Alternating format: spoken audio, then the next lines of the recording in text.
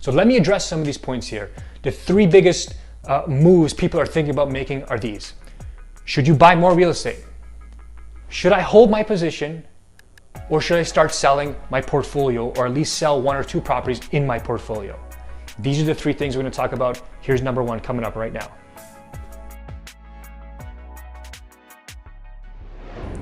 The first big point here is those of you who are sitting on cash. There's nothing wrong with sitting on cash, okay? But you must understand that there is inflation in our economic cycle here, in our economy, and it's always there.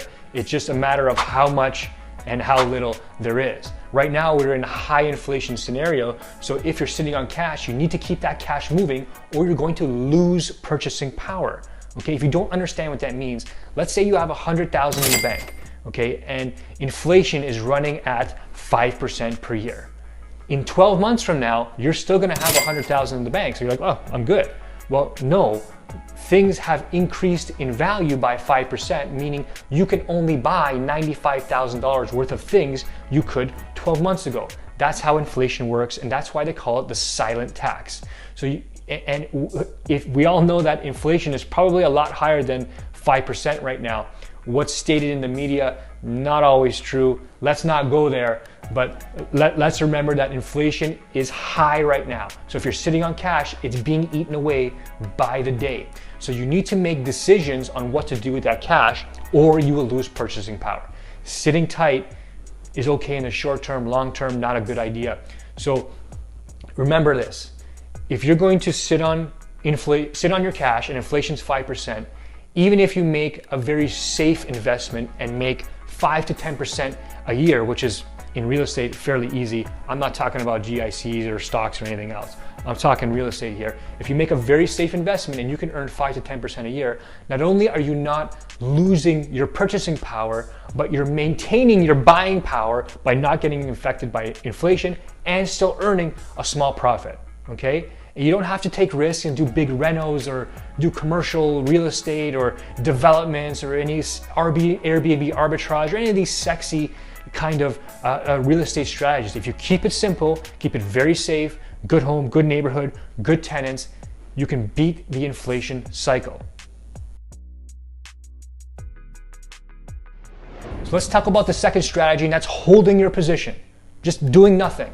Now, while that can be a great idea for the short term, what you don't want to do is just bury your head in the sand. There's a difference between holding your position and watching for a good opportunity to come up, scoop it up real quick, and you're like, yes, I got a good deal in this market because things are uncertain. That's okay. But if you bury your head in the sand, pretend like nothing's going on, and hope and pray that it works out, that's very, very, very dangerous, and you're likely to get burned one way or another if you're not paying attention to what's going on, okay? So, and you can get scared and have fear kind of put into your brain if you're paying attention to the mainstream news. There's nothing wrong with watching the news once in a while, but if you're buried in there, and most importantly, if you believe it wholeheartedly, that's going to cause some pain also. You need to have alternative sources, and we believe this is a great channel to pay attention to, so subscribe and share if you can, please. So if you're fearful, if you don't know what to do, the best solution is to seek help from a mentor, someone who's been around the block and knows more than you, right? Doesn't have to be smarter than you, just have to have more experience than you, because they've likely lived through scenarios like this where the market has been unpredictable, even gone up and down or sideways, and they can give you advice based on your situation. That's what mentorship and coaching is all about. That's what we do also. So if you need help, shoot me a DM and I'll gladly to help you. Something else you can do is join a network. Sometimes that's even free. Join a real estate investment network where there are people with similar problems to you have. Now, all these people have the same problem, that's not such a good thing, but all those people are also working on the same solution. So you can find your solution that works for you a hell of a lot faster if you're in a network. It's so valuable, sometimes it's even free. Again, if you need help there, shoot me a DM, I'll give you some suggestions, no questions asked. Now, the third and final thing, should you sell all your properties, or maybe sell one or two properties, if you have a few in your portfolio? It's a very good question, and I think the question should be asked and it should be answered. I'm not saying you should sell them. I'm saying you should ask the question, because that's going to raise other questions and answers that are necessary so you can make the right, logical, rational decision, right?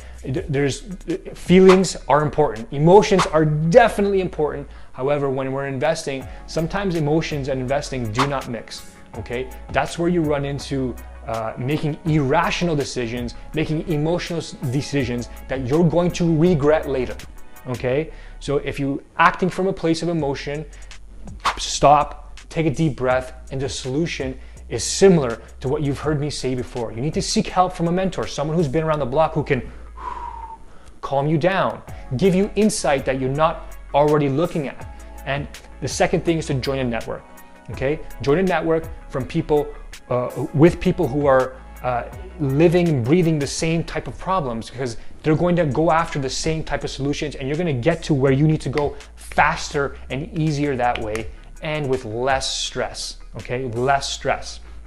Important. If you're going to sell a property because it's just too stressful to hold, this is where we see people have the most regrets. And I know that's tough. You might say, screw this guy, I don't want to talk to you ever again, block, block, block. That's fine. But I know it's true, so I'm going to give you the truth. If you're selling just to avoid stress or avoid pain, that's where we see the most regrets. Okay, that's where you are the person who needs to stop, take a deep breath the most, and look for the strategic path forward. Find help. We will help you. If we can't help you, we'll refer you to someone else who we think who can help you, or at least join a network. Get some advice before you make an irrational decision, because you're going to regret it later, okay? I hope that helps you. If you're selling, think about it straight, do it logically, do it rationally. It's going to pay off in the end.